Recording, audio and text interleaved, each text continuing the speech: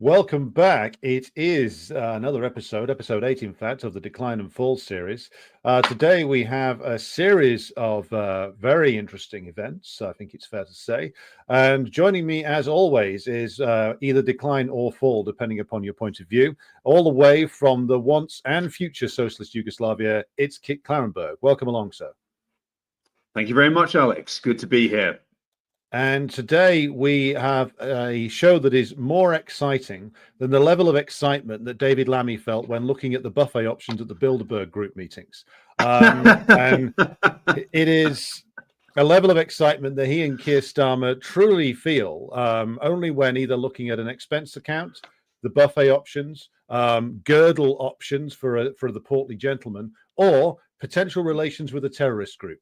And it is on that note that we will begin the program, because I'm not just going to sit here and make gags about the fact that most of the British cabinet are fat bastards and totally corrupt, though we could spend an hour doing that. It is, of course, the not so much of a revelation that we're going to talk about now, that following the fall, and still I would say slightly unexplained fall, of Bashar al-Assad, HTS, a group long described as a terrorist organization, is now supposedly the power in Syria, though, again, that's contestable. But we are learning rapidly just what terrorist designations actually mean, aren't we, Kit, in the West, which is actually not a lot. Yeah, well, I mean, if they're the right kind of terrorists, in the spirit of good aids and bad aids in Brassai, it's quite extraordinary. And I mean, you mentioned Starmer's usual lack of joy, unless there's some kind of bribery involved, or maybe even being a philanderer. I mean. It's been notable how thrilled Starmer has been in all of his pronouncements about the fall of Syria. While Christians and Alawites are fleeing the country, all being killed in large numbers, and the prospects of a peaceful resolution in Gaza become, what remains of it, now just vanish completely. He seems absolutely thrilled, and has used the opportunity to ominously pledge that Assad's fall will mean that Britain will increase its engagement in the Middle East in support of long-term stability. I mean, quite what that means, I'm not sure. It sounds quite threatening, though, and I'm sure that many people in West Asia likewise are, not, to say the least, not thrilled that the Assad's ouster is seen as an opportunity for expanding British power in the region. But yeah, I think what's been a very striking feature of events ever since October 7th last year is the British seem to have had an inside track on things to an extent that the US and also governments in West Asia lack or claim to lack, as we've discussed before. On October 8th, Robert Peston, that client journalist of some standing, took to Twitter to state that British intelligence sources had stated that Hamas's attack was going to be the start of a major world-changing regional war. This is, just about 24 hours after Hamas breached Gaza's concentration camp walls, which allegedly nobody saw coming, but it's increasingly clear that they did. And at this very early stage, they knew that something like the events that have occurred over the past 12 months were going to happen, and we must ask ourselves why. In the spirit of the rather quote unquote fluid terrorism act, we're constantly told that events on the ground in Syria are fluid. There was a flurry of media reports in the immediate aftermath of Assad's fall, which on the one hand promoted HTS as the quote unquote moderate replacements for Assad, and Yolani, who was formerly tied to Al Qaeda and Al Nusra, but apparently has sharpened up his act and has openly made this rather incredible remark in an interview, which saying, you know, you're not the same person in your 30s as you are in your 20s. Well, So, which of you us know, has not had those thoughts, you know? Which of us does not engage in jihadist activity in our 20s, but then moderate it to merely being an MI6 asset in your 30s? I mean, it's it is a classic coming of age tale, and Yes. I'm sure that if HTS do stay in power, we will see some Hollywood retelling of the quote unquote Syrian revolution, with maybe in the spirit of the Passion of the Christ, with Yulani kind of just you know, ascending to power, and you know, when he's thrown in a US jail for being part of ISIS, he says, forgive them, Father. Definitely not going through MK Ultra type brainwashing techniques.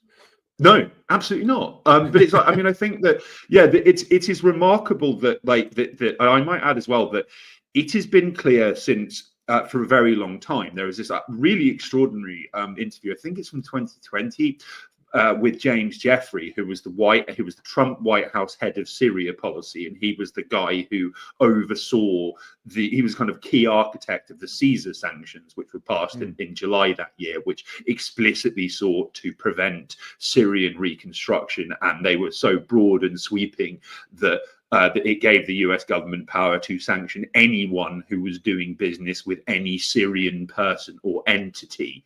So, like, you know, if you try and if you make any effort to help Syria rebuild their completely shattered economy and country for any reason, well, you're in trouble with the US Treasury. Yeah, so I mean, that was, you know, one of the factors that meant that Assad remained weak following the supposed end of the civil war, even though it never really. It was just kind of put on hold, as it were.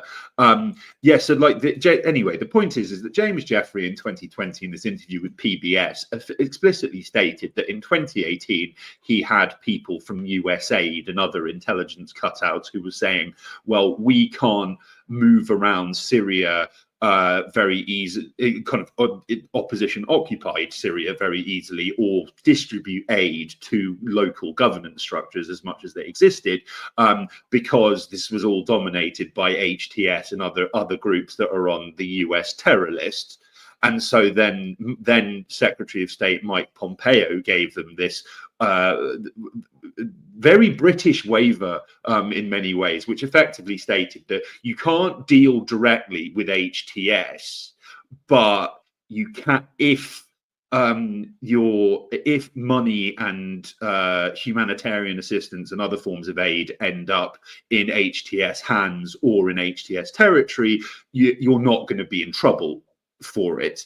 Now, at the same time, HTS, Jeffrey admitted, was in regular secret contact with US officials, stating, you know, we're not your enemies, we want to be friends, we're just trying to get rid of Assad. And, you know, this waiver was fundamental to HTS consolidating and expanding its power throughout occupied Syria. Now, despite that admission, since the fall of Assad, we have had some very tentative, mealy-mouthed admissions from US officials like Blinken that, like, oh, well, you know, we are in contact with HTS, but, you know, we're keeping things low-key for the time being. We're not going to end the sanctions. We're not going to remove them formally from our terrorism list. This is really just you know, kind of initial non-committal discussions. Not so in Britain, where, despite the fact that Keir Starmer has likewise said it's too early to remove HTS, and the entire British media acknowledged it would be completely illegal under British terror laws to meet with HTS, this has now happened. It's now happened that a contingent of British officials went to Damascus, where HTS had been setting up shop, and this included what's her name, Anne Snow, who's the UK special representative for Syria. Again, it's a rather threatening title. They were snapped alongside Yulani. and they have been discussing the quote unquote latest developments in the country. So yes, I mean, I myself, and I'm part of an ever-growing number of independent journalists and activists who have been detained, arrested, or even prosecuted under terrorism laws for expressing the wrong opinions. But British government officials who are not immune from prosecution under the Terrorism Act, I might add, have just met with this organization that formally met with an organization and probably had a nice meal with them. It's really quite remarkable. Well, just to pause for a second there, Kit. This isn't exactly the first time that this has happened. I mean, this is standard British procedure, going back a very long way. I mean, I frequently cite the example of the war in the occupied 6 counties of Ireland, where they would, on the one hand, lock up loads of loyalist paramilitaries. On the other hand, MI5, the SAS, various other shady military intelligence officers would essentially be running them. So this is typical like British duplicity on full display. But I would say there is one useful aspect to this, because as you correctly point out, a number of people, including yourself, including Sarah Wilkinson of Palestine Action, and numerous others, have been detained for or had their devices confiscated on the grounds of expressing sympathy with terrorist organizations. Well, now one of the first thing I'd be instructing my legal team to do would be to cite this. Like, the British government meets with people who are on the terror list. So therefore, the terror list itself clearly isn't an indication of danger to Britain, is it? It's an indication of, it's an indication, if anything, of something the British government sees as negotiable. So they're keeping them on the terror list basically until they promise to sign over the requisite amount of Syrian economic activity or natural resources to British companies, and then strangely enough they'll be very moderate, and it's time to invite Jelani over to the Diogenes Club for tea or something. Oh, absolutely. And I think as well that one of the most interesting things to me is that the entire Western media has pretty much everywhere run profiles on who is Jelani, which have been very sympathetic and have driven the point home that yes, he's moderated his views. Because as you say, I mean, who doesn't go through a phase of orchestrating suicide bombings, beheading women in their 20s, and then mellows a bit in their 30s.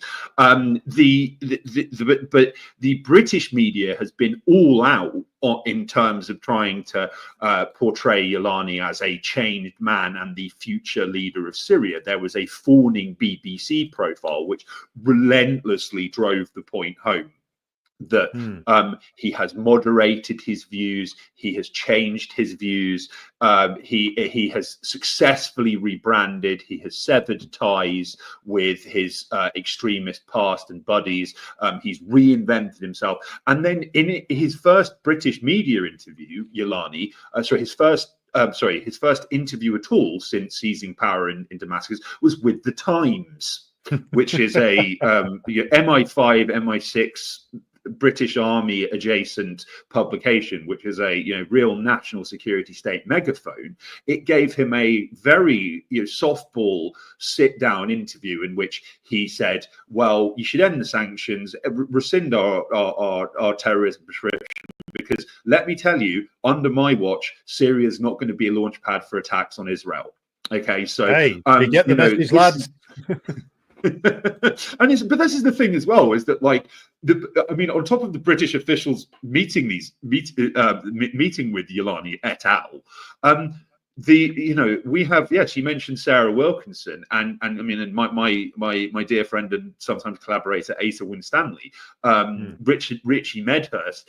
They have all been arrested, detained, harassed, have their houses raided under opaque and not particularly clear breaches of the Terrorism Act.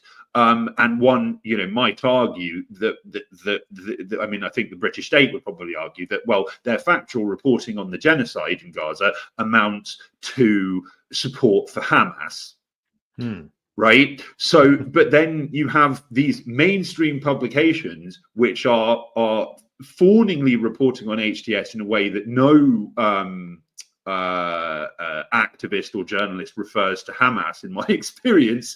I mean, like really going all in. I mean, not yet. Anyway, not yet. Just wait until our dubious friend Khaled Mashal signs a sellout deal with the Israelis and agrees to some sort of capitulation. Then he'll be on a journey as well. Yes, indeed, and I think that it's just yes for the time being, the British media and indeed British officials are doing things that if you were an average person who supported the quote unquote wrong kind of terrorists, you could face prosecution, fines, jailing, harassment, surveillance, and all sorts. So I mean, it's really quite remarkable hypocrisy. I have I have an investigation forthcoming on some leaks which mention HTS and are related to British operations targeting HTS, because during the Syrian crisis, Britain was at the forefront of they ran the propaganda war against Assad. And they, at least in theory, they were seeking to undermine the appeal and influence of HTS with some of their psychological warfare operations that were carried out by MI6 military intelligence veterans, well versed in psyops. I mean, we can see if that truly was the goal, to damage HTS and discredit them, we can see how well that worked out.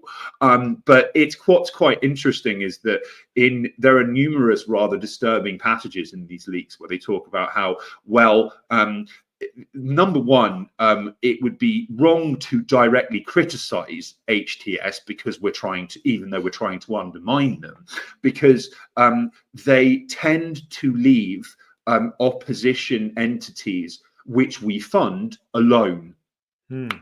And by that, they mean the White Helmets, the Free Syrian Police, which was this, viewers are likely familiar with White Helmets. The FSP was a kind of break off from the White Helmets, which was meant to be an independent police force operating in opposition occupied territory. And they were hailed as these kind of crusading forces of justice in opposition occupied territory by the BBC and others, and in reality they were tied in with ultra extremist groups, were bringing women to trial so they could be stoned to death, and that sort of thing.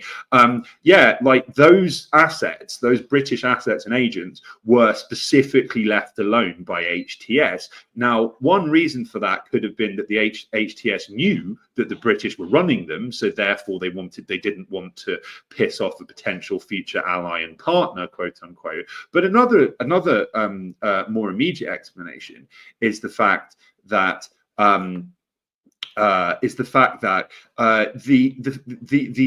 fawning media coverage that was given to the White Helmets and the Free Syrian Police, amongst other alternative governance structures that the British set up and created, it gave HTS enhanced credibility as a governance actor, which is what they were trying to do all along. So they were trying to market themselves to Syrians and indeed to the international community, quote unquote, as a credible alternative to Assad. Now, when you can claim, we have our own police force and we have our own court system and we have our own fire service who rescues children from rubble, i.e. the White Helmets, that goes some way to bolstering your credibility. So actually, whether intentionally or not, it very much seems that British skullduggery, which was ostensibly intended to undermine HTS, actually really helped them. Well, isn't that always the case? Isn't that always the case that as a general rule, you just take what their stated intentions are and reverse them? So the war on terror is designed to uproot Al Qaeda. Well, in actual fact, the war on terror works with Al Qaeda. The invasion of Libya was to secure Libyans against rape squads, and it unleashed rape squads. The war on Syria was designed to preserve Syrian sovereignty and to promote democracy and human rights. In reality, it sets up several different sectarian statelets run by various different assets of MI6, which can never again make a sovereign country. So this is the game with imperialism. It's a look at their stated intentions, turn it into the opposite. That's what's really going on. Yeah, well, I mean, two further examples on this point as well is like how there are numerous examples of British intelligence operations in West Asia in recent memory, inadvertently assisting ISIS. So in 2017. In 2017, totally by accident. I mean, shocking. In 2017, the Foreign Office decided to run a psychological warfare effort that was intended to damage the standing of the Taliban and prevent people from supporting or joining the group.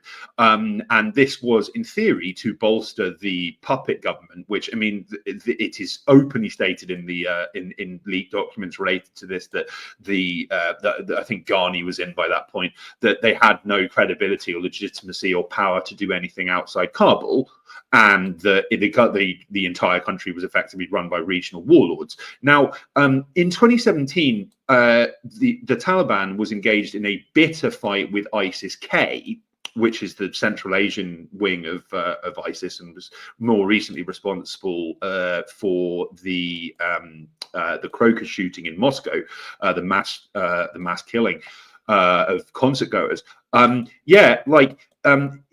Taliban and ISIS-K were battling for control of various areas of Afghanistan in advance of a planned Taliban takeover of the long-planned Taliban retakeover of the country. Now, their ability to wage this battle, the Taliban, was contingent on public support and formal and informal assistance from the population. Now, if you're running a campaign to damage the Taliban at a time that it is at war with ISIS-K, who and what benefits from that? And then, as I will never tire of saying, there was a British operation, and I think the Americans were involved in some capacity too, to train quote unquote moderate fighters at a secret base in Jordan for the Syrian proxy war. Now, in leaked documents related to this project, it is openly stated that it is basically inevitable that weapons that we provide to trainees will end up in the hands of al-Nusra and ISIS, and that people we train will join al-Nusra and ISIS, and their strategy for dealing with this was just to tolerate it. So again, I mean, was that the real objective here? Was to ensure that? Sorry, go ahead. Just to say, like, we have to do a sort of, again, like taking a longer historical view as to, well, what kind of forces have the British and the United States, we'll throw in the French as well, and most of the imperialist powers, but especially Britain and the Americans, what forces have they traditionally employed to do the dirty work for them? In the US's case, people like the Contras, everybody will know what kind of stuff they got up to: beheadings, dismemberings, killing whole villages.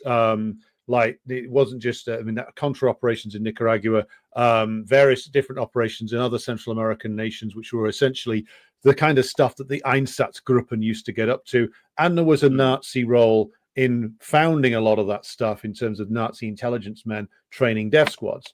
So this, and look at on another level, again, our old friends, the loyalist paramilitaries in the occupied 6 counties of Ireland, you do it pursuing like serial killer type operations under the guidance of MI5, basically, or with the full knowledge of them.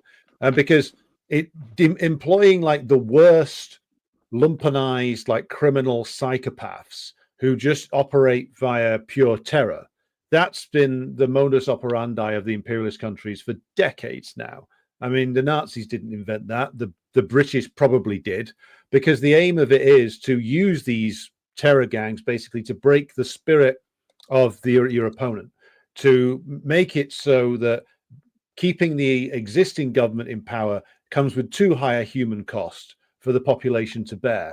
And how do you do that? You employ a gang of well-armed psychopaths to range around the place, committing all kinds of heinous acts. And then eventually, combined with other strategies such as sanctions, psychological operations, the government you want to get rid of implodes. And that is standard practice. So when we think about ISIS or something like that, yes, you probably can't come out into the open and say, hey, we've given all these guns to these guys, but you set up a front group through which all the weapons move and somehow just coincidentally always end up in the hands of ISIS and Al-Qaeda or whoever the chosen death squad of the moment is. Pure coincidence, I'm sure. Certainly not a direct plan. Yeah, well, it's just, I mean, that's the thing. I mean, it's been well known, and we'll get into this in greater detail.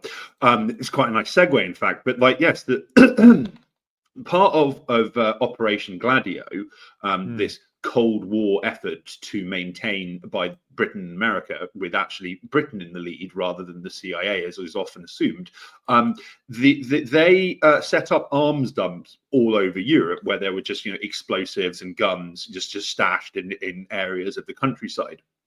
And it is quite clear from declassified documents which are in the British National Archives. I've reported on them. The mainstream media hasn't, of course, where they openly talk about how, well, very quickly these arms stashes started to go missing, and or quote unquote missing, and they didn't care. They didn't care or think about what the consequences were. And it's like, well, when your wider objective is to create this strategy of tension where people are terrified and turn to the average citizens are terrified and they turn to the state for greater protection and security because they are worried about this awful terror threat that you've created. Why would you care? It is just about creating pure chaos. And also there is that provides a very useful layer of plausible deniability. I mean, it's quite remarkable. I mean, in the case of ISIS, and I think this is a nice place to close this actually, is that there is enough public domain evidence, including there is a very revealing DIA report from 2012, which explicitly talks about how the groups that the US has been supporting in Iraq and Syria, which have taken over vast swaths of both countries, are on the verge of creating an Islamic State. Which is a prospect that the DIA seems to actively welcome and endorse, because it would, quote unquote, create great danger. It gives by funneling unaccountably vast amounts of money and weapons to anyone and everyone without really any paper trail. It gives you an endless license to hold your hands up and say, it wasn't us, Gov, we didn't do it. I had no idea. I gave all that plastic explosive to a man who assured me that he was a moderate member of the Saudi royal family. Yeah, absolutely. So this leads us to, as you said, a segue into our next discussion, which I think we've basically got a couple of things that flow over into each other here. First of which is the assassination earlier this week of the Colonel General Kirillov, I think his name was, or Lieutenant General Kirillov, sorry, who was the head of the Nuclear, Chemical and Biological Protection Force in the Russian Federation. Now, Kirillov got a degree of notoriety a while back because he was the one who confirmed what I think, and you can speak on this, Kit, that many of us suspected for quite some time, which is that the US, and maybe not just them, certainly the US has been running biological research centers across a series of states, essentially as an offshored measure to do the things that they can't legally do inside the United States in a lot of ex-Soviet republics. So there was a series of revelations that came out about 18 months ago, revealing that there was a lot of labs built in Ukraine. Victoria Nuland confirmed that there were biolabs in Ukraine under questioning from future Secretary of State Marco Rubio, of all people. There was also revelations that some of these existed in Armenia, in Kazakhstan, and a couple of the other Central Asian states as well. And that this was doing the really dirty stuff that you even inside the United States, you couldn't get away with doing it.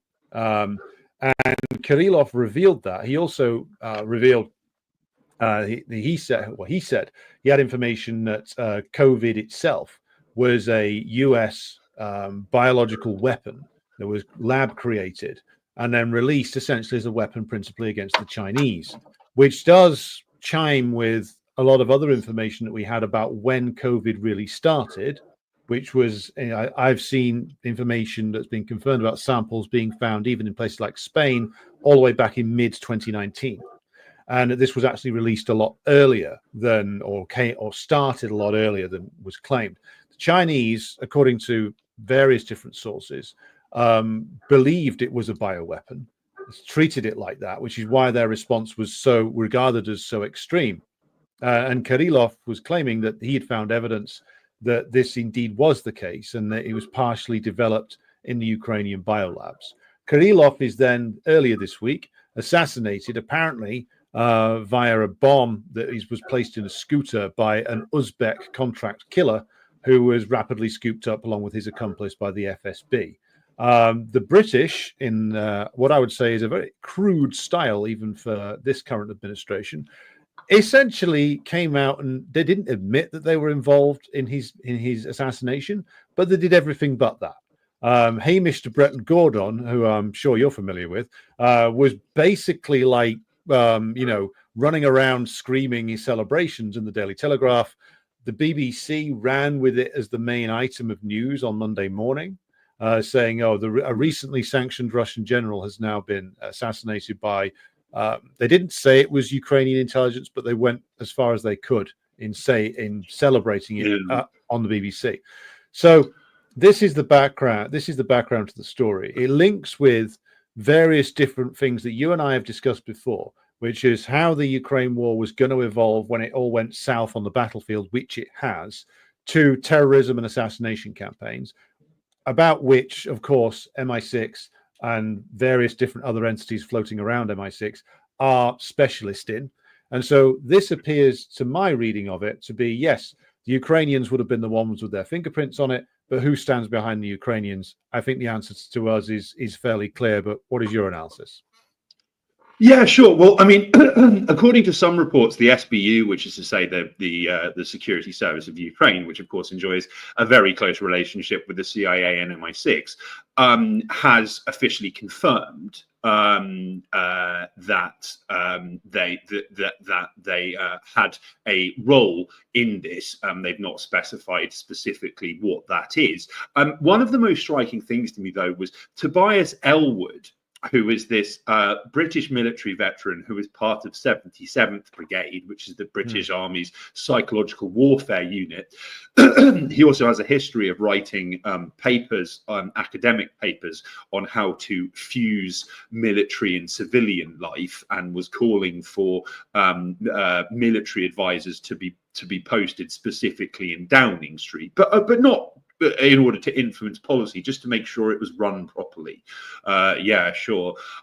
He came out with it. I might add as well that Ellwood was booted off Parliament's Defence Committee amidst significant controversy, because he travelled to Afghanistan and made this video set to kind of plinky plonky happy music about life in Kabul under the Taliban. And he was calling for Britain to reassess its relationship with the Taliban and to do business with them, and let bygones be bygones.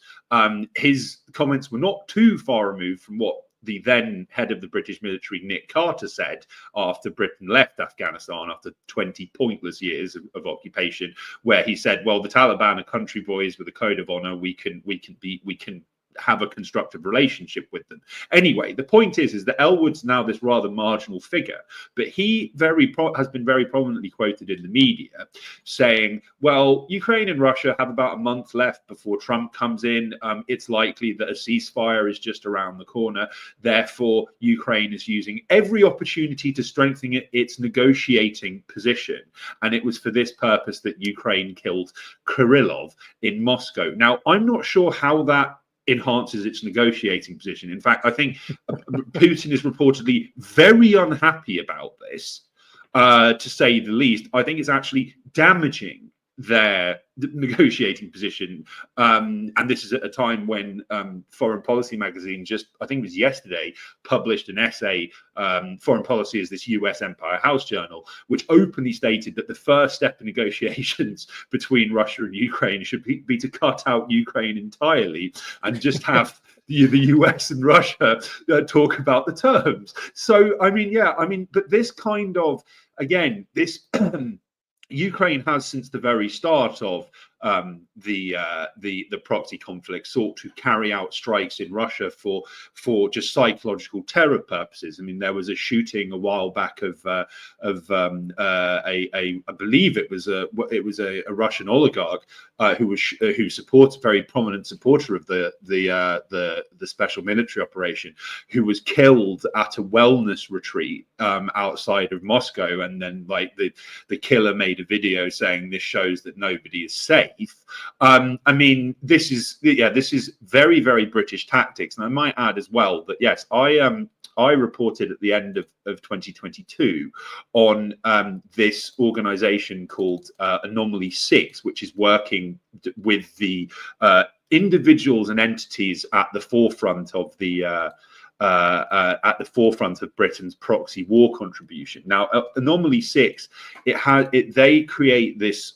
They have this technology which they use to track individual smartphone users, whereby they embed spying technology in popular apps, and then they drill down past layers of allegedly anonymizing data through a variety of means to work out who owns a particular smartphone device, and then they can, based on where if a smartphone is dormant, say for 8 hours in a particular location, it's like, right, well, that's where this person lives and that's where they sleep.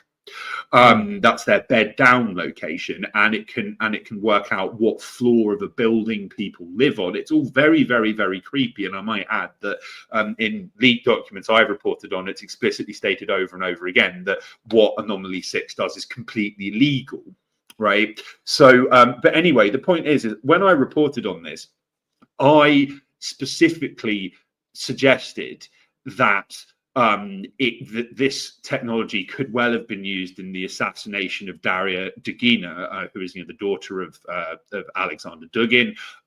She was killed in August 2022 via a car bomb. It may well have been a failed attempt to kill Alexander Dugin. I also speculated that it may well have assisted with the British concocted Kerch Bridge strike, because of course, the SBU blew up a truck driven unwittingly by a Bulgarian while he was driving over Kerch Bridge, and they detonated it. They may well have been using Anomaly 6 to track precisely where this driver was, to know when to detonate. And also you have there have been numerous attempted assassinations of Russian officials, including the head of the Russian space corporation, Dmitry Rogozhin, while they were dining in a restaurant in Donetsk. And so again, one wonders whether the Anomaly 6 technology was used to track them, to work out where they were, so Ukraine could. I think that they shelved the restaurant that they were eating in. Yes. Anyway, the point is that that like this very much seems like just a kind of a last minute flailing, just to try and create some panic. And I think Zelensky the other day gave a rather bombastic statement after not being particularly voluble, uncharacteristically, about how, well, we're just going to sit out this miserable, dark, extremely cold winter ahead of us, where most of the country doesn't have electricity, and just to shove it in Russia's face that that we're stronger than and more resilient than they think we are. This could well be an attempt to send a message that, well, yeah, that like even if this war ends, we're going to be carrying out assassinations and sabotage in Russia just because we can. The CIA has expressed concern publicly that Ukraine's assassinations and could call it partisan squad is so powerful and so out of control, quote unquote, that they could end up being like Mossad in the 70s, just killing people left and right and carrying out all of these audacious and deeply criminal acts in foreign countries. That's certainly likely, a likely outcome of this proxy conflict, and it could well go on for years, even after Kiev's total capitulation. So yeah, it would be entirely unsurprising if Britain was involved in this. The Trump transition team have said they're deeply unhappy about this.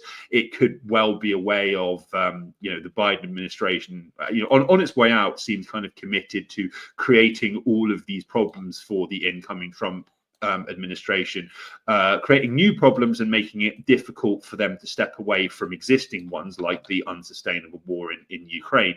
So yeah, potentially a extremely foolhardy and indeed counterproductive move that they've undertaken here. Well, it's entirely unsurprising, given that the tactics now employed are those that would seek to make negotiations as difficult as possible, meaning that the tactics until now have just simply been to spin out the war as long as they can. So if the consensus in the incoming administration is to just slowly taper off the military and financial aid, try and dump it on the Europeans, and hope that nobody in America notices when the whole thing goes south, well, then that is probably the outcome that we're going to get. I just can't see any negotiation going very well, even if it's directly between the US and the Russians, because there's too many other factors in the mix here and too many other interests that would seek to make any agreement unworkable. And the best that we're going to get is basically the Americans kind of just shrug their shoulders and walk away, whilst the war will then just continue, but with less coverage in the US media, until the Russians force the outcome that they want and the Kiev regime collapses and everyone pretends that it hasn't happened. Because I don't see how a negotiation could be done by the American side, given the various different interests that exist in the NATO collective, principally the British, but also the Germans, also the French, that are hostile to any kind of settlement with Russia. My instinct is that the war is just going to spin out, but it's going to devolve into guerrilla war, terrorism operations, and it's going to be a sort of the thing that the men in the London clubs love the most. But what's your take? Well, yeah, absolutely, and I think that, funnily enough, that this was this was mooted in advance as the plan before the proxy war erupted, when in early 2022, you had people, including the esteemed Hillary Clinton, basically saying, well, we need to look at the model of the Mujahideen in Afghanistan as to what will occur. So, at that stage, they were expecting a Russian invasion that would be kind of Iraq-style blitz, shock and awe, take over the whole country, kill Zelensky and install a puppet government. And they were planning to arm and train the Ukrainian citizens, and this is rather forgotten. Remember that there was that period at the very start where Zelensky was encouraging members of the public to engage in civil defense, and they were like teaching people how to make Molotov cocktails and giving them AK-47s, which lasted about 2 weeks because it was just complete insanity. It's rather forgotten, this period, and it does appear that a lot of innocent people got killed because some gun-toting vigilantes thought that they were acting suspiciously and assumed that they were Russian spies, when it might have just been average members of the public, just going about their business. So yeah, I think that's been the objective for a very, very long time. But this is a point that we've made before on Decline and Fall, and it does bear repeating. There's a lot of people dooming who are thinking that this is just going to just continue to escalate, and it's given the belligerent statements of Macron and Starmer, and the threats of deploying foreign soldiers to Ukraine, it's easy to make that to reach that conclusion and feel that anxiety and woe. I might add that. For the sake of balance here, Macron has just completed a tour of Europe where he was trying to drum up support for direct foreign involvement in Ukraine and was rebuffed everywhere, including Poland, which is this very belligerent and indeed the government is all in on backing Ukraine, and there are many Ukrainian soldiers there already, but unacknowledged. And then you have reports of this Polish commander died in a freak yachting accident when actually they were probably killed in fighting in Donetsk. But the point is that there is zero state level or public it's zero state level appetite for formal involvement in this. There is very little public appetite outside certain kind of lunatic fringes for keeping this grinding on and on and on forever. The shift in the media, including the New York Times, has published multiple articles in the past week, I think, on potential pathways to peace, what we should do. The New York Times has also reported that from Ukraine's perspective, they're not so concerned about territory, which is contrary to everything that Ukrainians the officials and their Western backers have been saying since the start of this, and talking about Crimean beach parties and other fantasies like that. So I think, and I also another key point to make here is this is unsustainable. Like they cannot, in its present form, it cannot be maintained. There are multiple official reports, including a RAND report from this summer that I think that we've discussed previously, which explicitly state and repeatedly state the Ukraine war. It has created an unsustainable and extraordinary demand for US munitions, which we not only can't meet with existing stockpiles, but we cannot replace. Okay, so it's like it was similar to when there was that massive there was that kind of massive outcry when the US greenlit Ukrainian strikes deep into Russian territory. That hasn't really seemed to result in anything. That's rather kind of vanished from the news agenda with this supposedly game-changing green light, which was initially and very aggressively advocated by Britain and people like Boris Johnson, who now openly refers to this as a proxy war. Not only does Russia have ways of countering these missiles via electronic warfare and other offsets, the stockpiles just aren't there. Like Britain is running out of Storm Shadow missiles, which it sent to Ukraine, which have already achieved very little. So where are these missiles coming from? And the answer is, well, nowhere really. So I think this kind of descending into a guerrilla kind of call it guerrilla counterinsurgency from Russia's perspective it's likely, although I mean it's important to bear in mind as well that there is as far as I can detect, a significant shift against the war across Ukraine. There was a Gallup poll which showed that there was not majority support for keeping this going anywhere in Ukraine, including the kind of ultra nationalist areas like Lviv. There's no appetite for keeping this going, and I mean it might surprise some people how quickly this unwinds. I mean, in the wars in Chechnya, we were told, in particularly after the kind of the second incursion towards the end of the 90s and in the early 2000s, that this is just going to keep going and it's going to be this unwinnable Vietnam style quagmire for Russia for as long as that they can tolerate it. And it's like, you fast forward to today and Chechens are amongst the most patriotic Russians you can meet, and their country has been completely rebuilt, and those conflicts are not really spoken about. And indeed, the CIA and MI6 backed extremist lunatics who were running this, they're all dead. So or fighting, or the remains of them are fighting in Ukraine on the Ukrainian side. Yes. Yeah. or So, indeed or indeed fighting for ISIS. in Interestingly, Syria, so it's yeah. So it's almost as like, if it's oh, one recruitment agency.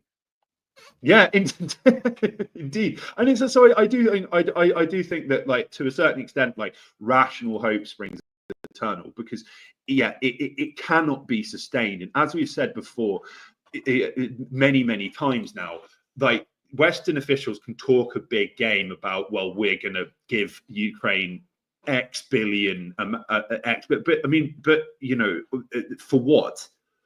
Like, they're already, the Ukraine effectively doesn't have a male population. They are considering opening up conscription to 18 to 24-year-old males, which is already the smallest demographic in Ukraine by a considerable margin, due to depopulation post 1991. So it's like, well, yes, they're going to fight with what weapons and with what people?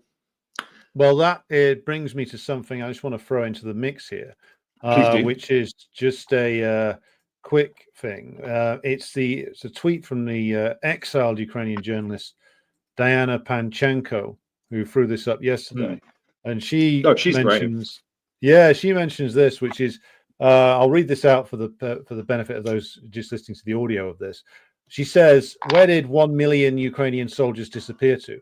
Budanov, that's Kirilo Budanov, I think he's the head of Ukrainian military intelligence, stated a year ago, and a British asset, I think, stated a year ago that the Ukrainian army is 1.1 million. Now Zelensky says there are 700,000 Russian soldiers in Ukraine. Russians outnumber the Ukrainians by 5 to 8 times. It turns out the Ukrainian army is 100 to 200,000 men. So where did 1 million Ukrainian soldiers go?" Yeah. Now, even assuming that Zelensky's boast of 1 million strong army was a bit of bullshitting and an attempt to, get more money out of his sponsors, I would say that, but the total amount that they've probably mobilized over the 2.5 years now of the special military operation, probably comes close to 1 million in terms of the number they've dragged off the street, and sent to battle. So, I mean, we are now going to be engaging in a little bit of guesswork, but even assuming that Zelensky lied about the initial figure, assume then it's not 1.1 million, but 900,000 perhaps. That's still hundreds and hundreds of thousands of men unaccounted for. There's thousands that we know are listed as missing. So the actual casualty level in Ukraine of Ukrainians could well be something in the very high hundreds of thousands by now. And it could well be that they are running out of guys, and even mobilizing the 18-year-olds won't do a lot of good. I mean, but what is your opinion on that? I mean, it seems to me that the figures Panchenko presents it's likely to be around about that number, which means that we're looking like the deadliest conflict in Europe since World War II, or even World War I level casualty events. Oh yeah, well, it's like, I mean, I actually the summer before last, so which is to say summer 2023, how time flies. I reported on there were some mainstream articles which had some very illuminating passages. There was a particularly perverse July 8th op-ed in the New York Times, which basically stated that Ukraine was winning because amputees. And it stated that because the Ukrainian tenacity and desire for victory is demonstrated by how many amputees there are and how willing they are to return to the front line when they've lost limbs and they've lost arms. There was even this very bizarre section which stated that being an amputee was a good way of getting laid in Ukraine. And there was this touching story about how this one amputee had, before being sent to the front line and almost obliterated by mortar injuries that took many of his limbs, he had been unable to pluck up the courage to ask out his hometown crush. But now, ever since he's returned from the front line and been had his legs and arms amputated, they've been together ever since. It was just completely unreal. But I mean, on a very serious note, if you actually look at historic, there's a lot of academic work on this, is that typically the level of amputees in a conflict are like pretty consistent, so it's around like about 5%. Now, when you bear in mind how many amputees there are, and apparently there are hundreds of thousands, and according to people in Ukraine, centers for helping amputees need to be as common as dentists because it's so widespread. You know, people missing arms and legs and needing wheelchairs and other assistance to get around. At that time, if you extrapolated, say, like, you know, a historic, pretty consistent 5% of overall killed and injured end up becoming amputees. Ukraine's losses at that point could have been anything between about 700,000 to like close to 2 million. Combined killed and injured. So, and that was in summer 2023 before things started to get really, really, really bad. And, you know, we're seeing every single day the Russians are seizing more and more territory, and often without much in the way of shots being fired. You know, taking Bakhmut led to the total kind of scorched earth decimation of the city. Now they are seizing pretty much intact territory, with, you know, very little damage, because people are deserting. They are surrendering in vast numbers before fighting can take place. You know, there was a I forget what their name was now. There was a particular brigade which was the 155th Mechanized Anna of Kiev Brigade, which was trained with much fanfare in France. About 1,000 members of it have deserted. Now, we can imagine the outcry if this happened to a British or American or French or German army in a war scenario where so many people run away from the front line. Now, I mean, and, you know, the rest of them have by and large been killed because they don't have the motivation or the weapons or even, you know, the training that would help them in an actual war fighting scenario. So it's like, yeah, that actually, as you know, as Marta pointed out, like there were a lot of brags about how many people Ukraine had to fight and are willing to fight. Where have they all gone? If that's, you know, if that's the case, we are still seeing every single day on Telegram and other non-mainstream channels very savage videos of men being forcibly dragged off the street, beaten up and thrown into vans by military recruiters. It's so I think that it is something which is completely unsustainable. It's completely unsustainable, and it does point to that we are inching ever closer to the end of this one way or another. In terms of negotiations, it does seem on one hand rather foolhardy and ill-omened that the US is going to go into negotiations with Russia when they don't really have any cards on, you know, to deploy.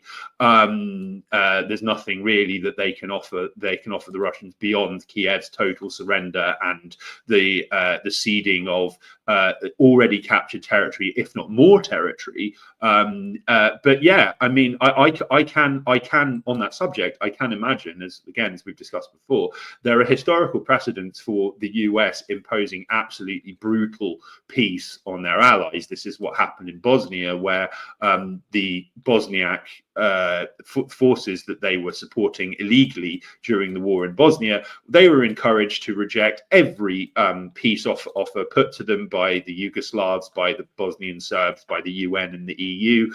They were told to make no concessions whatsoever. And then when the US decided to end this in 1995, they turned around and said, well, you have to accept whatever terms we give you, otherwise we're going to cut off all support for you.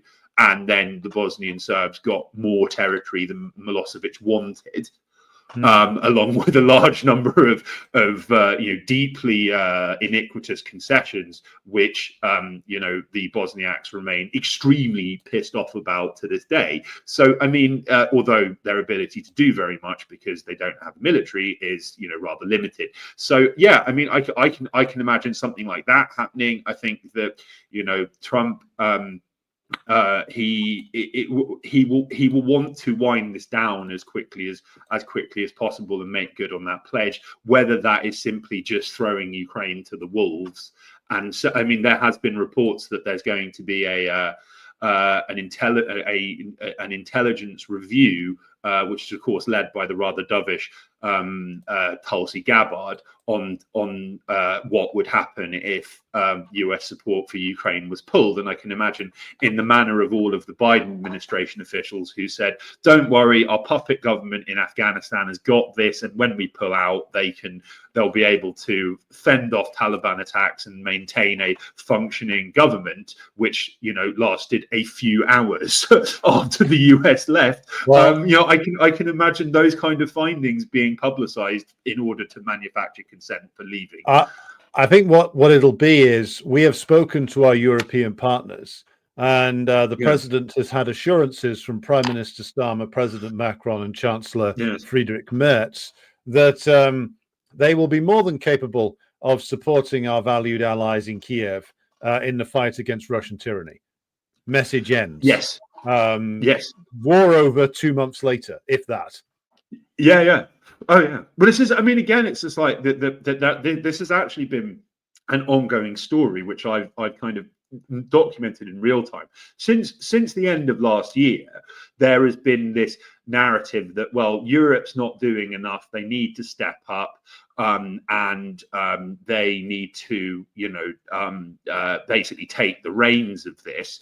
Olaf Scholz, the unpopular and indeed on the brink of losing power, which again leads us into our next section, apparently reportedly initiated an audit to make sure that European countries were providing the support they were claiming they were, because he didn't actually know like whether this was true or not.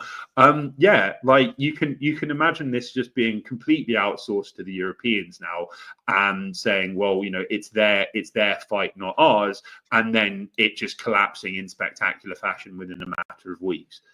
And being largely forgotten about. And I think, and I do, again, this feeds into our next section, the media, it never underestimate how quickly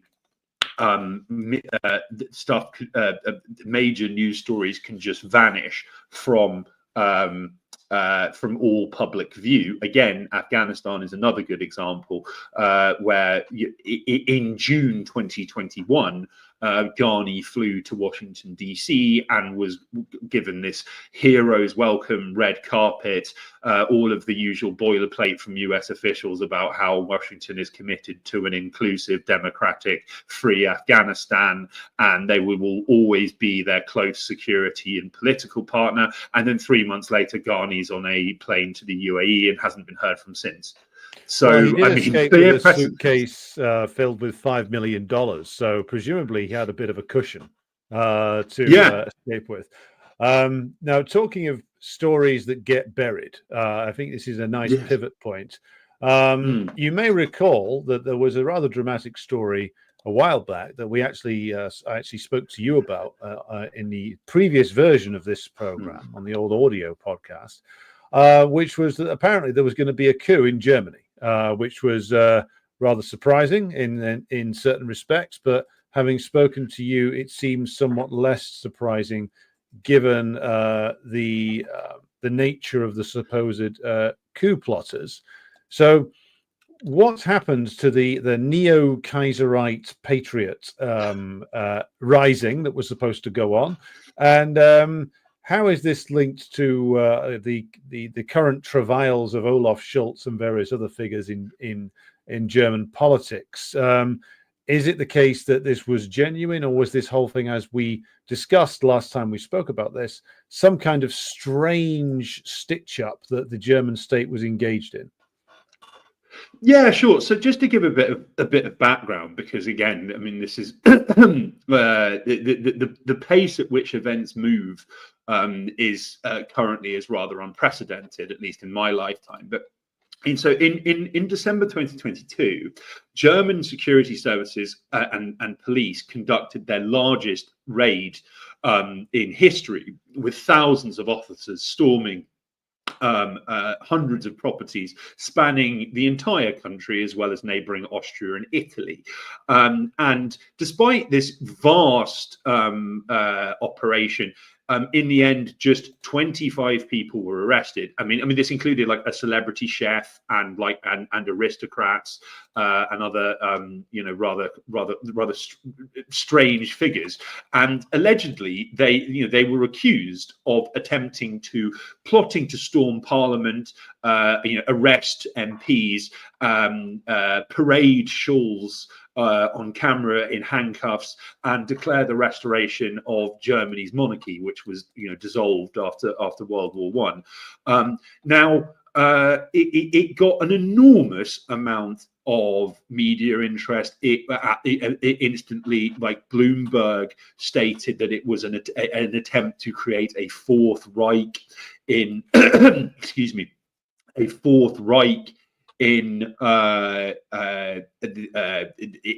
Germany, and it was regarded as this event of absolutely seismic significance. And I mean, a slightly suspicious aspect of this was there was a ARD, this is a very prominent German media outlet, journalist who days before the raid predicted that there's going to be a lot of exclusive news soon, and then on cue, like major investigative outlets like Der Spiegel published these very detailed, lengthy reports on the raids on the day they happened, which suggested that they might have been prepared well in advance, and with the sign off of German security and intelligence services. But anyway, that's my surmise.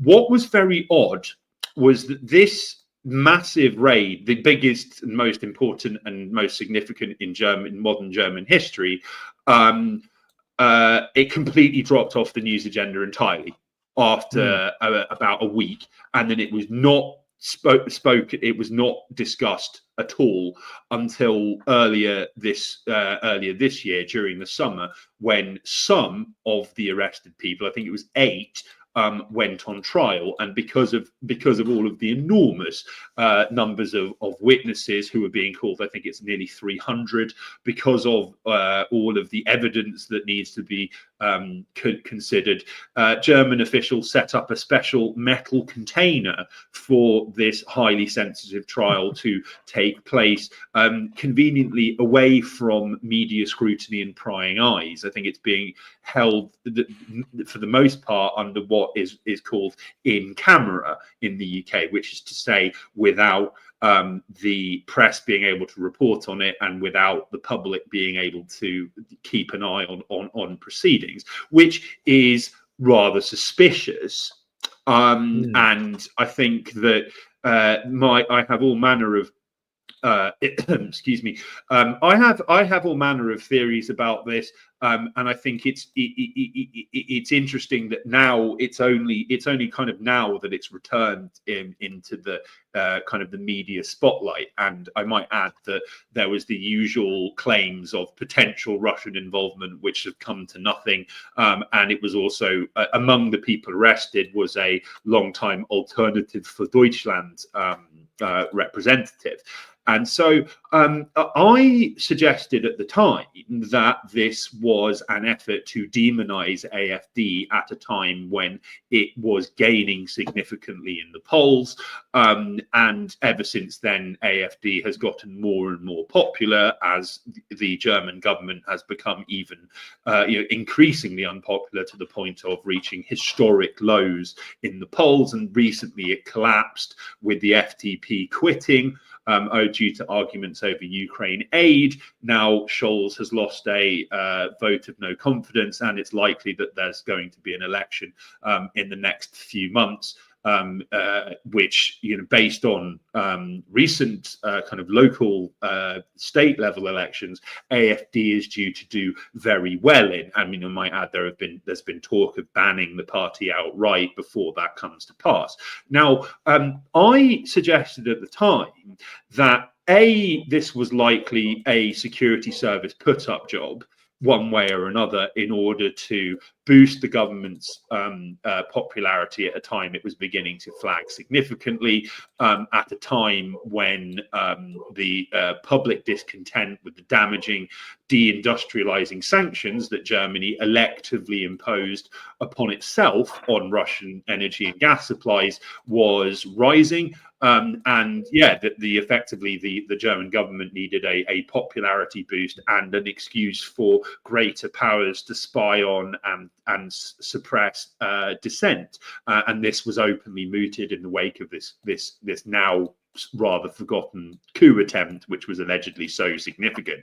But yeah, I think that it does seem to me that all of the secrecy surrounding this trial, which was initially very heavy, the police swoop was initially very heavily promoted across the media worldwide. Part of that, I think, was because there was one way or another very clear state security and intelligence involvement in cooking this up and perhaps pushing the people involved to say things that could be held against them, and to give the illusion of a plot. Now, I also think that yes, that the insane level of secrecy now is intended to prevent damaging public disclosures of that nature surfacing publicly. Now, we are still a few months out from this new election in Germany, which is likely going to be a complete wipeout of the SPD and Greens. I mean, they're deeply unpopular now. If you look at any polling figures, Schulz is viewed as having absolutely no credibility whatsoever and is rejected by the overwhelming majority of Germans. I think there was a recent poll which showed that only something like 10% of people were currently happy with the Germany's current state and trajectory, which is quite remarkable. Not in UK terms, of course, but I mean this is for Germany. This is quite an standard level. here. Yes, yeah. Like, I mean, every day, but like in German terms, that level of discontent is something which there have been significant efforts to prevent happening, lest we get the fall of Weimar 2.0. But the point is yes, I strongly suspect that in the intervening time before this election, we could see the banning of AFD. We could see more false flags or similar seeming security service put-up jobs in the manner of this alleged coup from it back in December 2022, because despite the German government's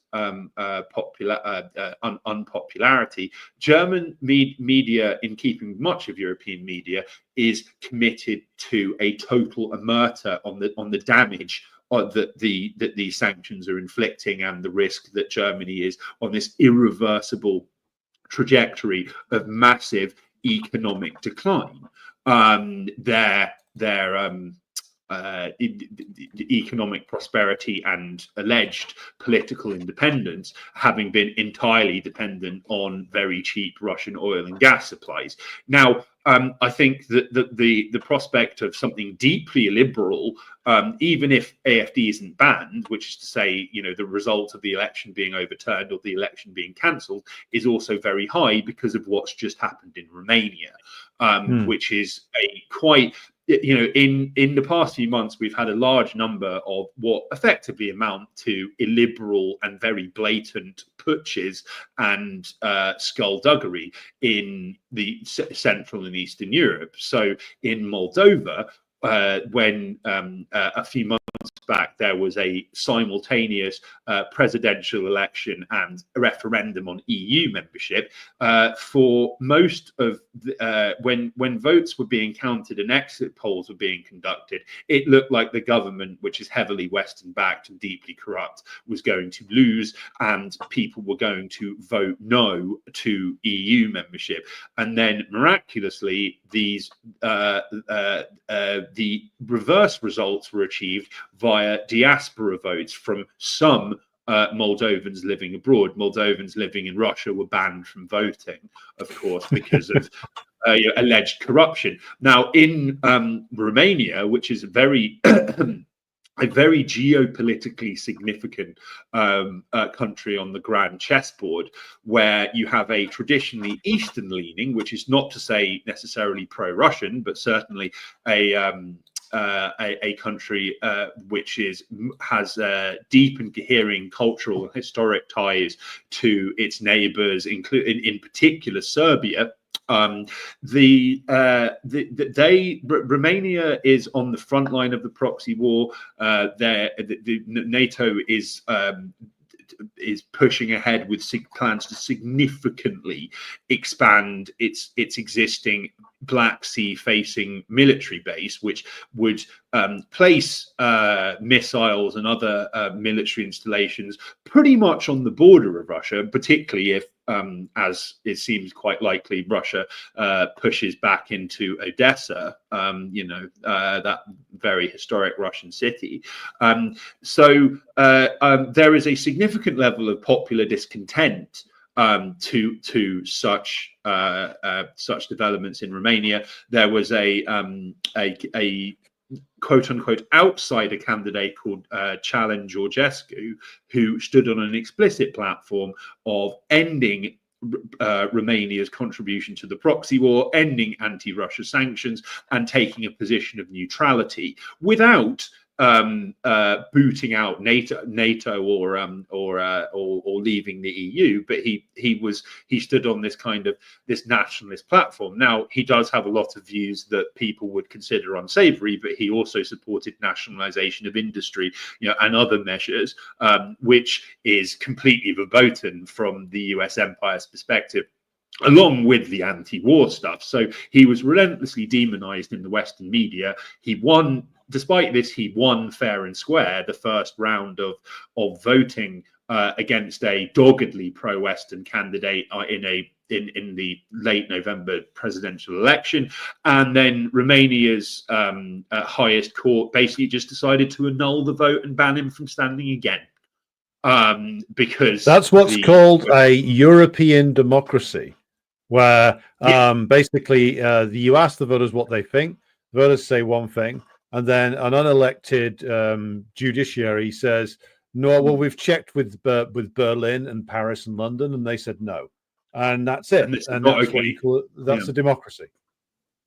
Yeah, precisely. And I think that there was it was blamed on the reason for its annulment was this very, very dubious Romanian intelligence report, which stated that, well, a lot of people watch TikTok videos of Georgescu talking.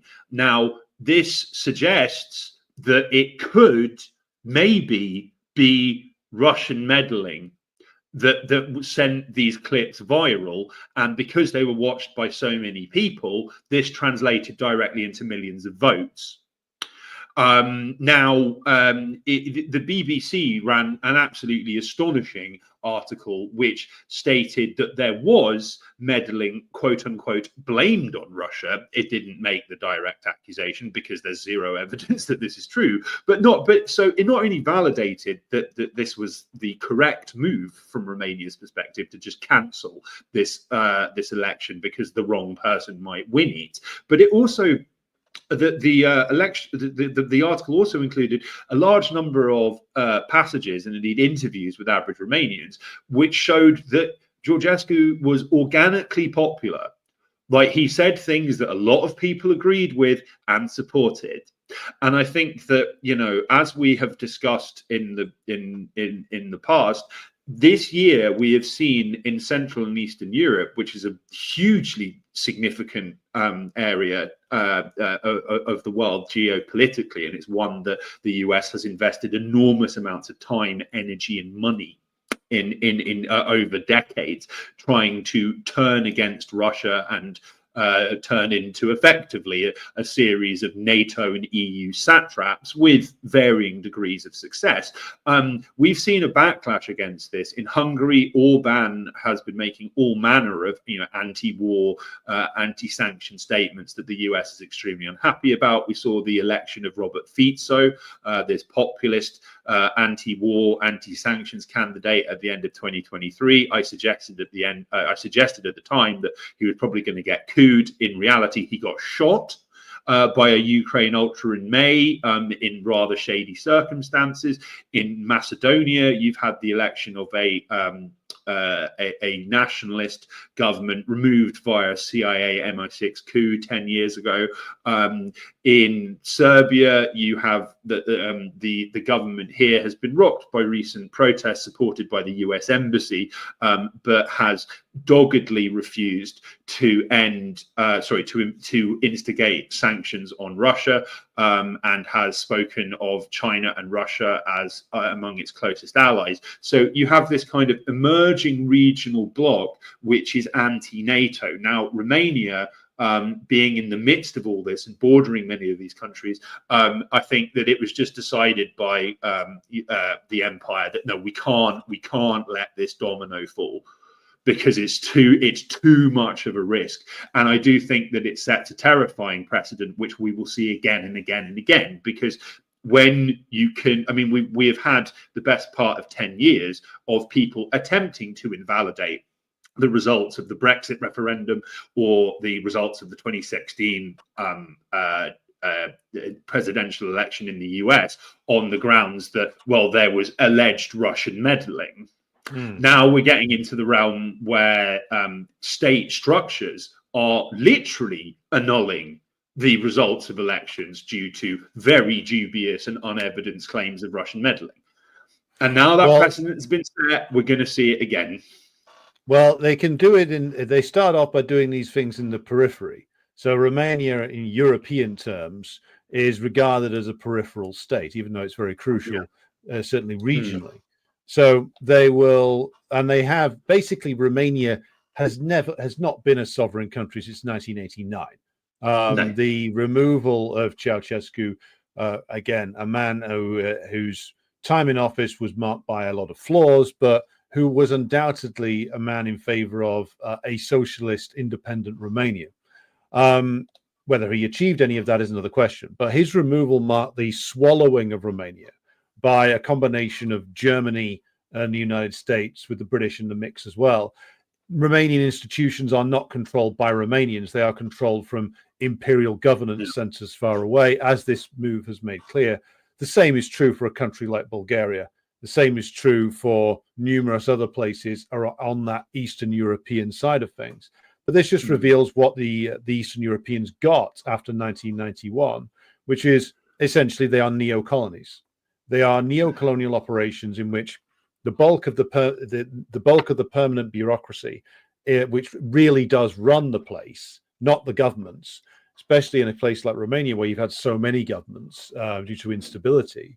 The people who run it are imperial appointees, and their loyalty is not inside Romania itself, it is to the external forces. And that is the inevitable consequences of the counter-revolution of 30 years ago. So we will come back to this, no doubt, but I think it's high time to move to our final story for the day, which is perhaps slightly light.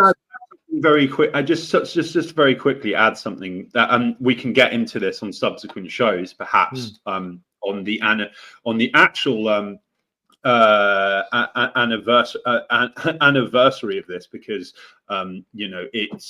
it was, funnily enough, Ceausescu was killed on the 25th of December 1989, so we're coming up to its anniversary, and we can get into this in subsequent shows. What very, very few people know, because the narrative is Ceausescu, evil dictator, overthrown by overwhelming public overwhelming public support and upheaval.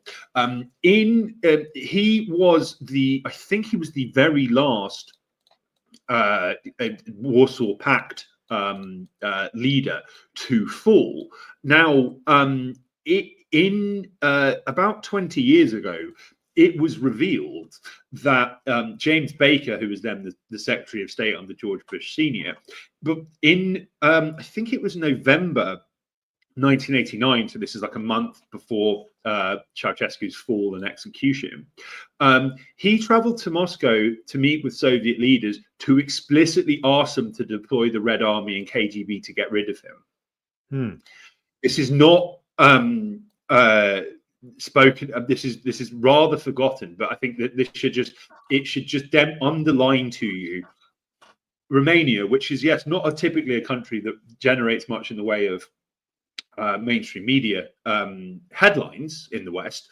They have urgently wanted this geopolitical chess piece to fall because of its significance, again, on the grand chessboard. It couldn't be more important that this country is reduced to NATO EU vassalage with its leaders handpicked and groomed by foreign powers. Regard and ensuring the government, regardless of public opinion, stays on a particular path, supporting particular policies it's a quite remarkable story, and we will get into it on subsequent broadcasts, I'm sure. But Alex, sorry. Well, I was going to. I now will add to that slightly by saying that there's been a consistent rumor in communist circles that Gorbachev and his clique did collaborate with the US in instigating the overthrow of Ceausescu, and part of the reason was that Ceausescu, for all the flaws in his time in office, was successfully paying back IMF loans that they'd mistakenly, i.e. in error, taken out in the early 70s, which had crippled the country for a long time. Ceausescu realized his error and was trying to address that by urgently paying these things off, and was just about succeeding. And had he done so, that would have put Romania in a much stronger position. So it was in the interests of the US, certainly, to get rid of him. And because by that stage, the USSR was being run by a comprador, treacherous clique, it is not a surprise that Gorbachev, upon the instruction of his master in Washington, jumped to obey and aided the US in disposing of a man who Gorbachev hated anyway, because he regarded Ceausescu as essentially a defiant figure, which he was. He said that I think he said that there will be peaceful development with the imperialists when pigs fly, comrades. But I hear there are wonderful things taking place in the field of genetic engineering, so perhaps it will happen. He's certainly a man with a sense of humor, and he died whilst whistling the tune from the International. So you got to give credit where credit is due on that one. Absolutely. Facing your and he remains very, very popular today. Like, if you look at polls, Romanians miss him. Given what replaced him, then why wouldn't they? I mean, I've not been there myself, but I've seen enough footage of what the poor areas of Bucharest look like. It's it's a country that's basically been destroyed by 30 years of European values. But we will be returning to this in future episodes, as promised. And talking of values, now let's turn to people with no values, or the only value being, of course, how much money can be moved around. That is, of course, our dear old friends inside the British ruling class, who have been struck for some time with a rather schizophrenic approach to foreign policy on China. Recently, Sir Keir Starmer, he of the embarrassing strangulated cadence, went over there and tried to deliver Xi Jinping a lecture, which was promptly ignored. And the impetus for this sort of aggression has been there for, of course, quite some time in British foreign policy circles. When the Americans started turning more and more hostile and adopting Obama's pivot to Asia back in 2012, the British dutifully followed them. But now it seems that there are doubts and even dissension within the ranks in Britain, with some arguing that it's not time to sever relations with China, that perhaps we could rebuild relations with China. And this reminds me of the fact that all through the early 2000s, because of this, the sheer weight of the Chinese industrial power and the wealth that is generated in China, the British ruling class are completely split over the issue. On the one hand, they want to get agreements with the Chinese to actually invest in Britain itself, because they're sure as hell not going to actually invest in Britain. So let's try and find somebody else to do it. On the other hand, they are aware that if the current trend continues, the British will be pushed out of more and more overseas territories that had previously been dominated by them, which are seeking deals with China now. They're particularly afraid of countries in sub-Saharan Africa going rogue, so to speak. So they're split on this issue and keep going back and forth on it, as are even some elements in the American ruling class. So, Kit, what is your analysis as to what is going on here? Are the British ruling class, or at least some of them, having a moment of clarity? Well, I mean, I think that China presents an enormous problem from the perspective of capitalist ruling elites the world over. I mean, particularly in Britain and America. So it is rather forgotten that the attempt to bring China into the capitalist fold and turn them against Russia was led by Henry Kissinger. This was the normalization and détente that was achieved under Nixon with much fanfare. And the overarching objective was, yes, to basically turn China capitalist, because it was in the midst of a extremely successful, indeed popular, communist revolution. Now, there are two camps, both within Britain and the US, one of which takes that view that we should integrate China because it has so much human capital and so many resources that we should be in a position to rape and pillage them with the government's acquiescence. And then there is the other extremely kind of deranged, hawkish, and predominantly neoconservative wing of British and American power that states that China just needs to be completely frozen out, and we need to completely cut them off because they are a danger, which they are, without necessarily intending to be.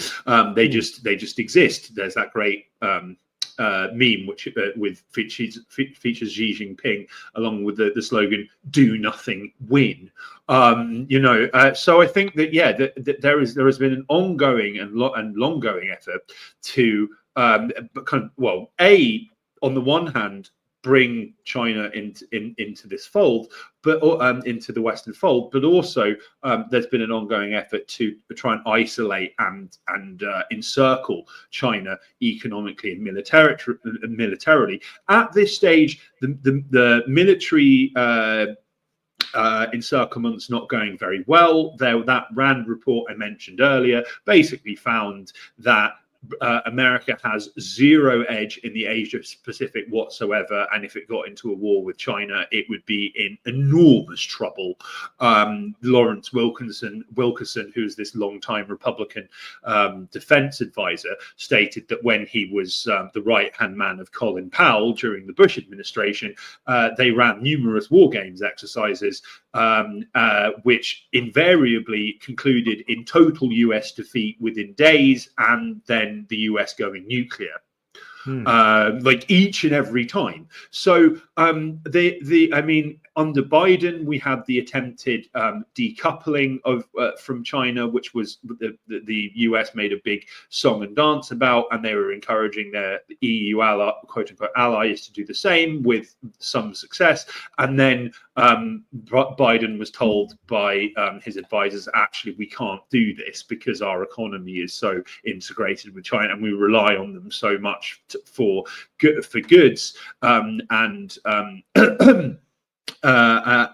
services that we literally can't shut ourselves off economically from China. There have been numerous US military officials who have said, well, if we got into a war with China because they make or at least contribute parts and components to so much of our military arsenal, they would just stop sending us this stuff and we couldn't fight. So it's been quite remarkable that Trump, who was an insane China hawk, surrounded by insane China hawks during his first term in office, took this very strong anti-China line and was talking all sorts of fantasies about destroying the One Belt, One Road initiative and creating an alternative to that. Biden continued this complete delusion. But then in recent weeks, we've seen Trump trying to play all nice with the Chinese and talk about how, well, Xi's a pal, he's a good friend, we have good relations, and we should bring we should invite him to my inauguration. So then you fast forward to a few days ago, and Reuters reports that Britain has dumped its hawkish stance on on China, and is now wanting investment and cordial relations with Beijing. So, we see the lapdog following the leader there. Now, I might add that this is there is a, if you just get it up on screen, possibly, Alex, there is a report there was a report published by King's University, which is a kind of very spooky military and intelligence connected higher education institution in the UK. It has a war department with armed guards. Now, in January 2024, they published a report which it got zero media coverage whatsoever, but I think it's worth reading. It's only 16 pages and it's very detailed. And it found that based on some quite serious research on media coverage in Britain since over the past 5 years, that pretty much all news on China is negative or negatively framed, which is to say, even when reporting on Chinese Chinese developments or Chinese successes from a neutral perspective, the baseline framing is negative. So, but at what cost? Well, exactly. So China there's the classic, as documented at length by my friend Alan McLeod, there's the classic China has cured cancer, but at what cost kind of reporting. But there is also this reporting on, China is innovating in the field of automation and electronic cars to the point that they completely control the global market, but Hong Kong, but yin yang genocide, just crowbarred in to just offset any positive. Yes, indeed, to try and offset any positivity about China at all. And it notes that a lot of the sources of this negative news are lobbyists. They are organizations and think tanks tied to the defense industry. And there is the closing paragraph, and I will read this in full, and I urge people to just read the report, because it is very interesting, and again, it got zero media coverage. Its closing paragraph states, the almost total lack of positive coverage of China in the British media closes off scope even for making arguments that policy should reflect opportunities from dealing with China. The Overton window on China does not allow for positive coverage. A expert consulted by King's College stated, there is an almost universal consensus in the West. China is led by an evil government that is bad to its own people and dangerous to people in other countries. It is extremely difficult to publish views that argue otherwise. Public opinion makes it almost impossible to publish comments that offer a balanced picture of Chinese politics in leading Western media outlets. And it states that in the current political climate, this looks unlikely to change. And it results in politicians and policymakers receiving a picture of China from the media that is inaccurate and incomplete. Now that Starmer has shifted gears after longer of unrelenting negative coverage of China in the mainstream media, it's actually going to be a hard sell sell publicly. I know a large number of people in the UK, including people who identified as being on the left, including people with whom I was engaged in political activism for progressive causes, including Palestine solidarity, 10 plus years ago, who are absolutely fanatical anti-Chinese Communist Party, like in their outlooks, to the point of like complete xenophobia, right? With this kind of visceral, rabid hatred of a country they've never visited. They don't know the culture or the history, and they don't speak the language, but they know that China is really, really evil. So pivoting now to, oh well, actually we should get on with them and attract investment, which is what David Cameron was really pushing for publicly. And there are those rather infamous pictures of him and Xi Jinping drinking beer together, rather forgotten now. That's going to be quite a hard sell, in the manner of, well, so many people have been hepped up on anti-Russia, kind of Russophobic goofballs, and this delusion that Ukraine can win this thing, that trying to off-ramp with certain elements of the public, particularly influential people in the kind of the influential liberal elites, it's going to be quite a hard sell. So they've painted themselves into a corner here.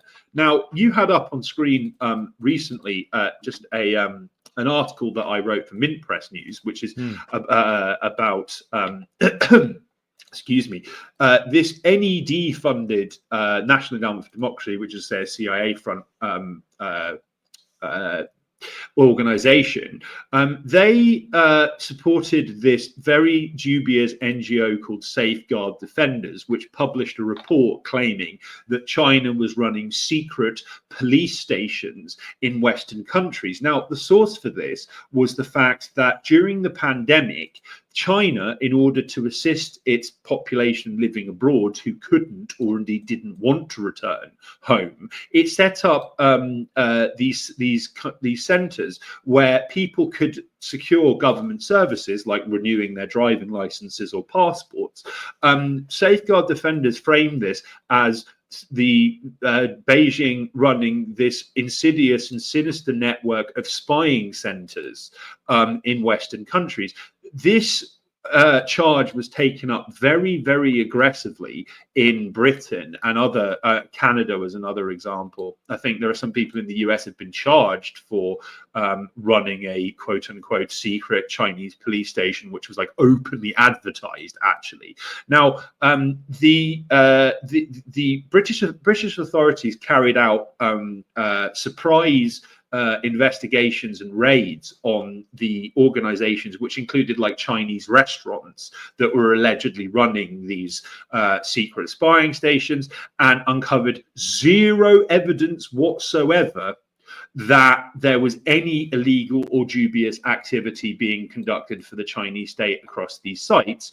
But because in China's case, evidence of absence of evidence is not evidence of absence, British authorities say that they're committed to continuing their investigations into this alleged phenomenon. Now, what I noted in my investigation, that there are several examples of local business people who, were, Chinese expats who professed to be patriotic, adopted British citizens, who had their lives completely ruined by being falsely accused of being tied to Chinese spying operations. There was this one individual living in Croydon who founded a restaurant delivery app, who stated that his family was being harassed, his children were being grilled on the way to school by journalists about whether he was a spy. He was getting 20 to 30 people ringing his office's doorbell daily, and he feared for his and his family's safety. And he was described by local media as trembling and visibly distressed about the impact of all of this. Now, I mean, that's the kind of climate of hatred and paranoia that's been created by close to a decade of paranoid, xenophobic, conspiracy theorizing and negativity in the media. How is Britain going to vault fast from this? That's going to be quite difficult. But the fact of the matter is, irony of ironies, is that Britain is, because it is a poor country with extremely limited resources, going to have to, one way or another, rely on cheap Chinese goods and imports and investment in infrastructure to keep its lights on. Which they've realized now, because they have absolutely no intention of doing any of the things that the fantasists such as Hamish de Bretton Gordon and Tobias Ellwood like to indulge in, which is they're not going to militarize society. They're not going to rebuild even the defense industries. They're not going to do any of that because that would require investment. They're going to try and find somebody else to bail them out of all the problems they've created for themselves. And that can't be the US, because the US is also degenerated. So the only people who can do that are potentially the Chinese. And so they've realized that if they want to keep their parasite fest going, they need somebody who's going to invest in their own country to essentially buy them social peace. Again, that can only be the Chinese. It can't be anyone else. So what we'll probably end up with is Prime Minister Nigel Farage having to go over to Beijing in a few years' time and say, you know what, chaps, I've always liked you, love Chinese food and all that. How about it? You invest in this country and I'll play a round of golf with you. And yes, the minds of all his fan club will just melt. Yes, the ruling class will sell England by the pound, to quote the old Genesis song, and hopefully sink under the weight of their own debt. But that's a thing for the future. Yeah, indeed. Well, that's the thing as well, is that, yeah, it's like it bears repeating that, we have had a number of depressing, from an anti-imperialist perspective, developments in recent weeks, the fall of Syria being a very obvious one. And it is clear that Western elites have grand plans to profit and expand their power from this chaos. But actually, again, fantasy versus reality, their ability to do so is extremely limited. And and I think that, yes, that it is important to note the extent to which all of these people who have previously made very hawkish statements on China are probably being told now, well, actually, we don't really have a choice but to have cordial relations with them. And I might add as well that, one of the things that is contributing to German collapse, on top of they're sanctioning themselves, cutting themselves off from cheap Russian energy, is the fact that, again, Germany's talking a tough game on tariffs on Chinese goods of all extraction. Here in Serbia, where China and Serbia have very close relations and very warm relations, Xi Jinping visited not so long ago, and there was a capacity crowd of people who came to hear him speak, and he made a lot of very strong statements about the relationship between China and Serbia. China does not have Serbia does not have tariffs on Chinese goods. High quality Chinese technology of all varieties is reaching Serbia and is being, very, very eagerly and energetically bought by the local population. Most people I know own very high quality Redmi and Honor phones, which cost virtually nothing in local terms, versus iPhones which cost many thousands. People this is welcomed, while China is building infrastructure that the EU and US stubbornly refuses to build. So it's actually, in the spirit of that, we mentioned Afghanistan, the Taliban once said to the US, you have watches, we have time. I think, due to sheer political gravity, an increasing number of countries around the world are embracing, particularly in the global south, but elsewhere as well, are embracing Chinese investment. They are welcoming trade, infrastructure creation, all sorts, and their governments are reaping the benefits of taking a dovish, if not highly constructive and welcoming line on China, and imperial powers are now being forced to follow suit.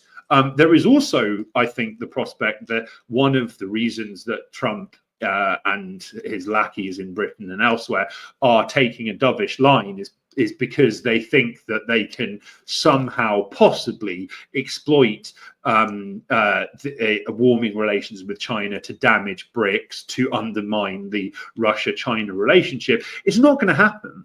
At this stage, it's like, I mean, if Xi Jinping does attend Trump's inauguration, and I do think that might be an important symbolic thing to do, in terms of ending this insane cavalcade of hawkish pronouncements and actions against China by Western powers.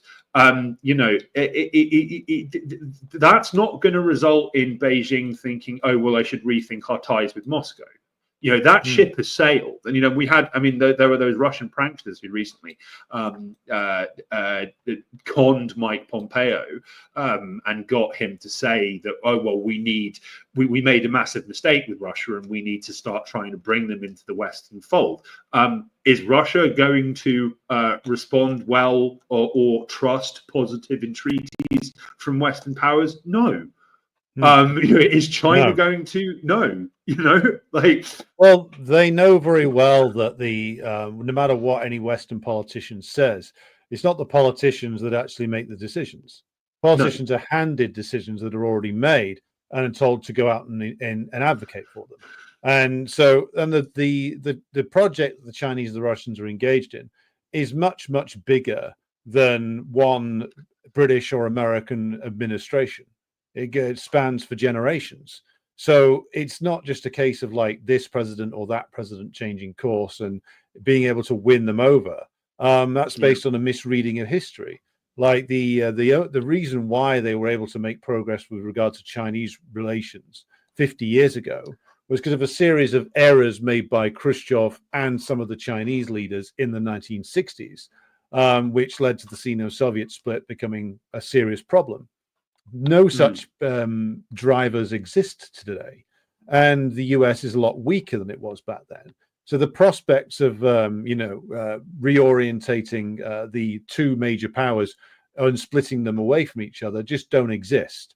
It doesn't surprise me that the think tank world in Britain has decided that such evidence does exist because they've just created it out of thin air.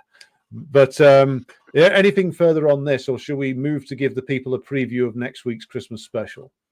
I think we should go for the Christmas special. End on a high note. End on a high note. Right. Okay.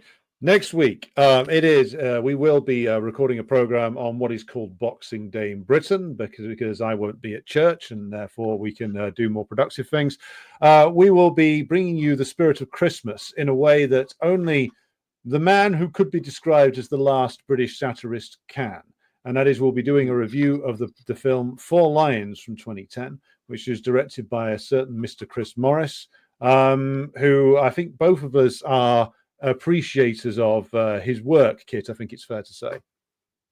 Oh, yeah, absolutely. I mean, I've long been an aficionado of his oeuvre, and I think that for a variety of reasons, it's very, very important to revisit Four Lions, which was something of a sensation at the time and has now unjustly been forgotten, but it has enormous relevance to all manner of things that we routinely talk about, that we've talked about today. It's also very, very, very funny.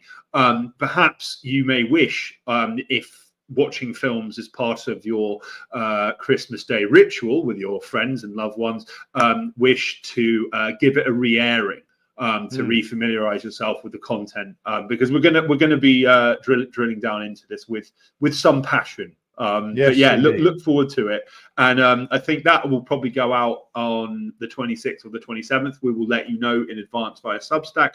In the meantime, have an amazing Christmas time. If you celebrate, If not, and you're like me and you spend December 25th exploring abandoned buildings and eating Asian food, have a blast as well.